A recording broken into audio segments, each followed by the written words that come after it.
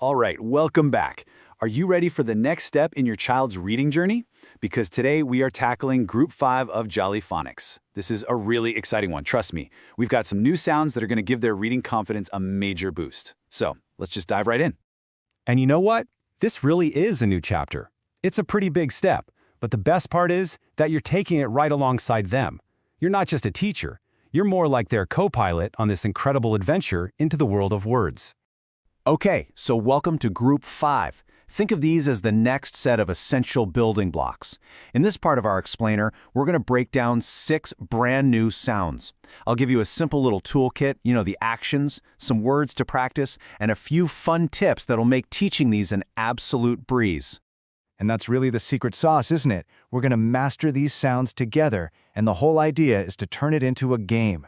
We're talking no boring drills, absolutely no pressure. It's all about fun, playful learning that helps build a super confident little reader. All right, first up, we're going to tackle the easy consonants, Z, W, and V. We're starting with these because, well, they probably look pretty familiar already. Let's get these locked in, and then we'll move on to the slightly trickier ones. Okay, here we go. First up is the Z sound. It's that awesome buzzing sound, zzz. It's so vibrant, and honestly, kids just love making it. So let's get ready to buzz like a bee. So the action is the real key here. Get your child to pretend they're a bee, flapping their little wings and making that amazing buzzing sound. Zzz. Once you've got that down, you can start blending it into words. Try it with me. Z-ip, zip. And don't forget, you can find it at the end of words too, like in buzz, buzz. Now, here's a great little tip to make this sound even more real for them. As they're saying zzz, have them put their fingers right on their throat. They'll actually feel that buzzing vibration. It's such a cool way to create that physical connection to the sound. Okay, one down. Let's move on to our next sound, W. For this one, I want you to think of a windy day. It's a really soft, kind of breathy sound, like W. And the action for this is super simple and totally intuitive. You just blow onto your open hand like you are the wind, and you say "wh, wh." Go ahead and try it. Then you can pop it into words like web, web, or how about win, win. Want a fun way to make this sound real? Try this little experiment. Grab a tissue or even a feather, hold it up, and make the W sound. Your child can actually see their breath, the sound itself, making it move. It's like a magic trick that makes the invisible visible.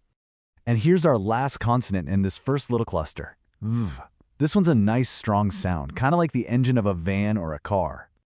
The action here is a total blast. You get to pretend you're driving a big van. So grab that imaginary steering wheel and make the engine sound V.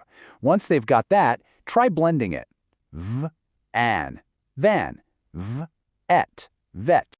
Now this tip is a game changer. The V sound is basically the F sound, but with your voice turned on. Seriously, the F sound is just quiet air. For V, you use the exact same mouth shape, gently biting your bottom lip, but you hum. You turn on your voice box. Have them put their hand back on their throat and feel that little tickle, that vibration when they say V, V, V. All right, you're doing great. Ready for a fun little challenge? We're about to meet a digraph. And that's just a fancy word for when 2 letters team up to make one single brand new sound. And here it is, the eng sound. Now this is super important. You do not say na-ga. No. Those 2 letters blend together to make one single sound, eng. You hear it at the end of words like strong or sing. And check out this action. It's so powerful. You pretend you're a weightlifter, lifting something really, really heavy, and as you strain, you make that sound, mm-mm, mm-mm. You'll start to notice this sound almost always pops up at the end of a word. Listen, ring, ring, king, king, sing, sing. See? It's right there at the end. Oh, I absolutely love this tip. Call it the tail sound. Why? Because it's usually at the tail end of a word. It gives it a super memorable name and helps kids know exactly where to look for it. Next time you're reading, why not go on a tail sound hunt together? Okay, deep breath. We've made it to what's probably the trickiest part of Group 5. But don't you worry, we're going to make this super simple. We're talking about the double O, which is a bit of a shapeshifter because it can make 2 totally different sounds. So here's the deal with oo. It can be a long sound or it can be a short sound. Let's start with the long one. Ooh, like in the word moon. The action for this is to move your head back and forth like you're a cuckoo and a clock, saying ooh, ooh. Got it? Okay. Now for the short sound. Like in the word book. The action for this one is to just bend your arms and move your hands like you're looking at a book. See how different those actions are? That's the key. Using these two separate actions is hands down the best way to help your child remember which sound is which. And you did it. Fantastic work. You officially have the complete toolkit for all the Group 5 sounds. So the big question is, how do we practice all this without it feeling like, homework? Easy. We make it a game. I've got a super simple 3-step plan for you. First up, go on a sound hunt. Just wander around the house and say, hey, can you find something that starts with the V sound? Step 2, play action charades. This is so much fun. You do the weightlifter action, and they have to guess And finally, step 3 is the storytime spotlight. When you're reading together, just become sound detectives.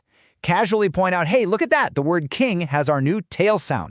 And this is really why all this matters so much. It might just seem like a bunch of sounds, but every single one is like a tiny magical key.